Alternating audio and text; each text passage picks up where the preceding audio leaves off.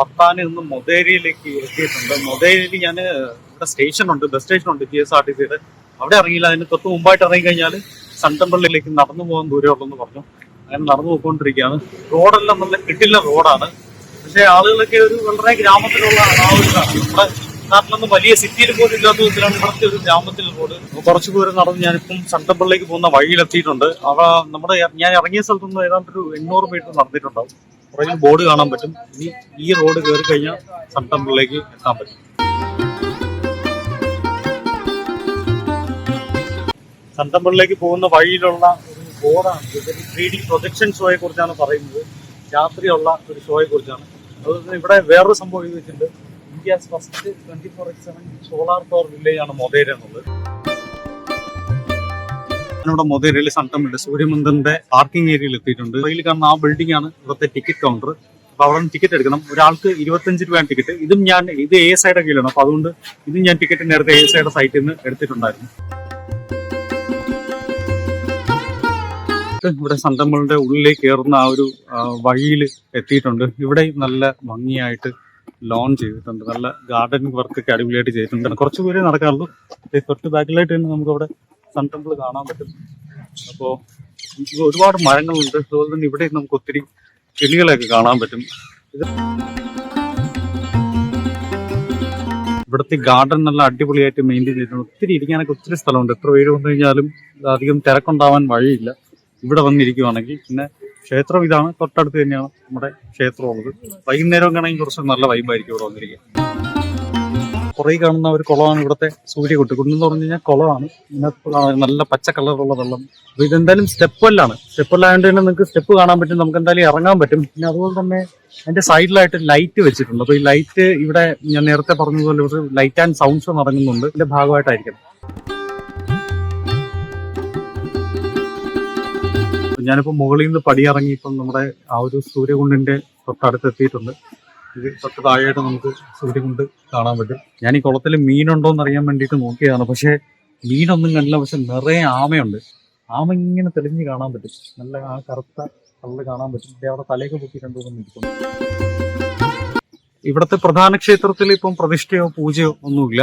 അത് ഇതുപോലെ ടൂറിസ്റ്റുകൾക്ക് വരാൻ വേണ്ടിയിട്ട് ആർക്കിയോളജിക്കൽ സർവേ ഓഫ് ഇന്ത്യയുടെ കീഴിലുള്ള ഒരു മോണമെന്റ് ആണ്. പക്ഷെ അതിനടുത്ത് തന്നെ തൊട്ടടുത്തായിട്ട് നമുക്കത് പൂജയുള്ള ഒരു അമ്പലം കാണാൻ പറ്റും.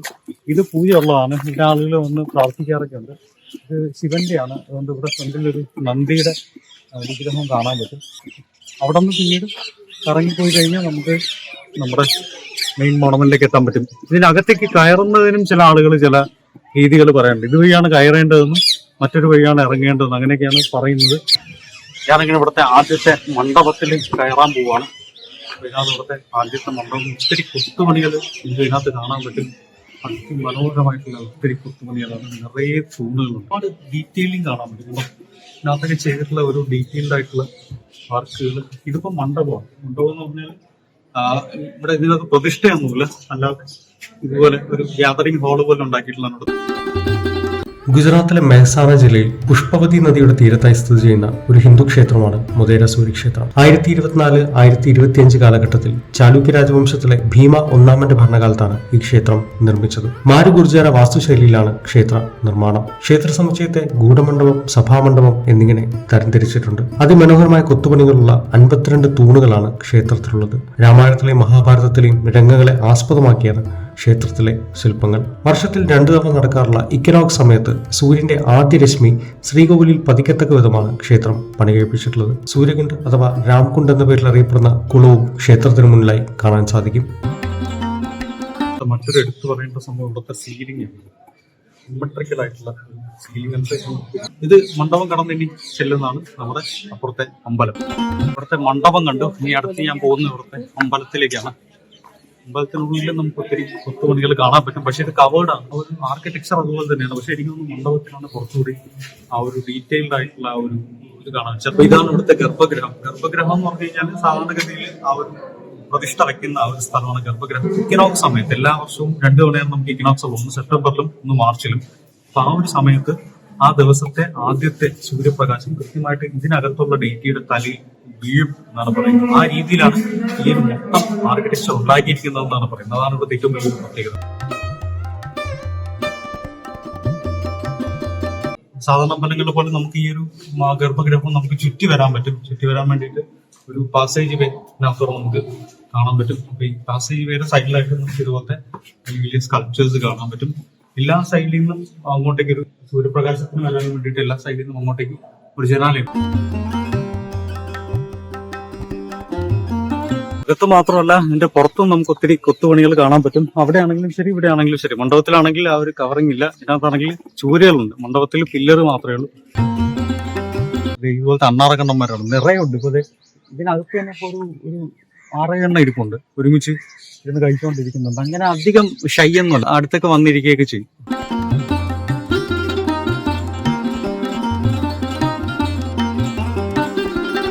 ഇപ്പൊ പുറകിൽ കാണുന്ന ഇവിടുത്തെ ആർക്കിയോളജിക്കൽ മ്യൂസിയം ആണ്. ഇതിനകത്ത് കയറാൻ സെപ്പറേറ്റ് ടിക്കറ്റ് ഇല്ല. നമ്മൾ നേരത്തെ എടുത്ത ആ ഒരു ടിക്കറ്റ് വെച്ച് തന്നെ ഇതിനകത്തേക്ക് കയറാൻ പറ്റും. അപ്പൊ ഇതിനകത്തുള്ളത് ശില്പങ്ങളാണ്.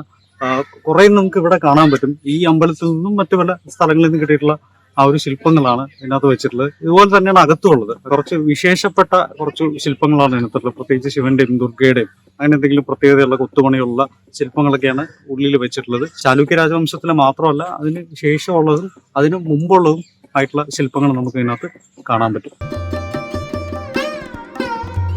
സൺ ടെമ്പിളിന്റെ ചരിത്ര പ്രാധാന്യം കൂടാതെ മറ്റൊരു കാര്യം മൊതേരയെ കുറിച്ച് പറഞ്ഞത്, മൊതേര ഇന്ത്യയിലെ ആദ്യത്തെ ഫുള്ളി സോളാർ പവേർഡ് ആയിട്ടുള്ള ഒരു ടൗൺ ആണെന്നാണ്.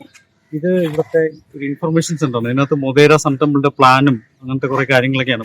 ഹിസ്റ്റോറിക്കൽ ഫാക്ടുമാണ്. പിന്നെ നമ്മുടെ ഈ ഒരു സോളാർ അതിനെ കുറിച്ചുണ്ട്. ഇത് ആക്ച്വലി ഒരു ഇന്റർപ്രിട്ടേഷൻ സെന്റർ കം മ്യൂസിയം എന്നാണ് ഇതിനകത്ത് എഴുതിയിട്ടുള്ളത്. പിന്നെ ഇവിടെ ആയിട്ട് തന്നെ EV ചാർജിങ് കാണാൻ പറ്റും. കേട്ടോ, അതിനകത്ത് ഇലക്ട്രിക് വെഹിക്കിൾസിന്റെ ഒരു ചാർജിങ്, അത് ഒരെണ്ണേ ഉള്ളൂ. ഇതിനകത്ത് ഇപ്പം ചാർജ് ചെയ്യുന്നുണ്ട്. ഇനി ഇതല്ലാതെ വേറൊരു സംഭവം കൂടെ ഇവിടെ ഉണ്ട്.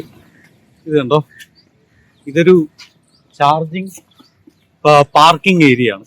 അതായത് ഇതിനകത്ത് തന്നെ വണ്ടി പാർക്ക് ചെയ്യാനും പറ്റും, ഇതിനകത്ത് തന്നെ വണ്ടി ചാർജ് ചെയ്യാനും പറ്റും.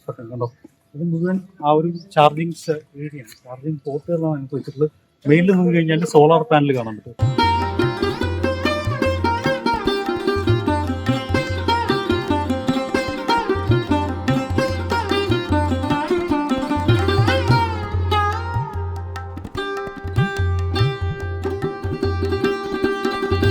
അപ്പൊ ഞാനിപ്പോൾ മൊതേരയിൽ നിന്ന് നേരെ അഹമ്മദാബാദിലേക്ക് പോവാണ്. അപ്പം ഇന്ന് രാത്രി എൻ്റെ സ്റ്റേ അഹമ്മദാബാദിലാണ്.